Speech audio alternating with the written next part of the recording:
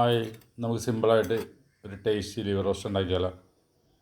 Ingredients എല്ലാം സ്ക്രീനിൽ കൊടുത്തിട്ടുണ്ട്. നമുക്കൊരു പാൻ എടുത്തിട്ട് അതിലേക്ക് ഓയിൽ ഒഴിച്ച് കൊടുക്കുക. ഓയിൽ ചൂടായി വരുമ്പം മസാല ഇട്ട് കൊടുക്കുക. മസാലകളെല്ലാം ചൂടായി വരുമ്പോൾ സവാള ഇട്ട് കൊടുക്കണം.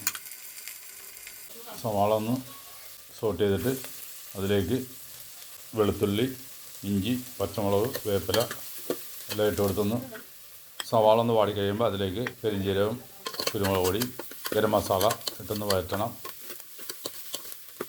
അതൊന്ന് വഴറ്റി വരുമ്പോഴത്തേക്കും അതിലേക്ക് തക്കാളി ഇട്ട് കൊടുക്കണം.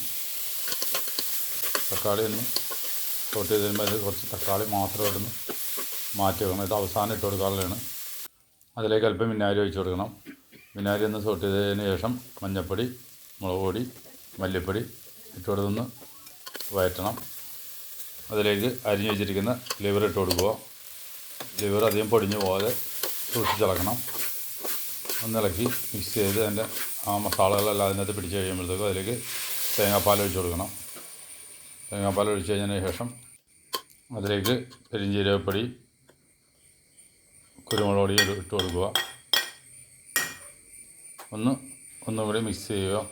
മിക്സ് ചെയ്ത് കഴിയുമ്പോൾ അതിലേക്ക് സവാള, നേരത്തെ എടുത്ത് വെച്ച തക്കാളി എല്ലാം ഇട്ടൊന്ന് ഇളക്കി യോജിപ്പിച്ചതിന് ശേഷം അതിന് വേണമെന്നുണ്ടെങ്കിൽ കുറച്ച് ഉപ്പും കൂടി ഇട്ട് കൊടുത്തിട്ട് ഉപ്പിട്ടതിന് ശേഷം മല്ലിയില, പുതിന, വേപ്പില എല്ലാം ഇട്ട് കൊടുക്കുക. പുതിന ചെറിയൊരു പീസ് മാത്രം ഇട്ട് കൊടുത്താൽ മതി. നല്ല ടേസ്റ്റായ ലിവർ റോസ്റ്റ് റെഡി.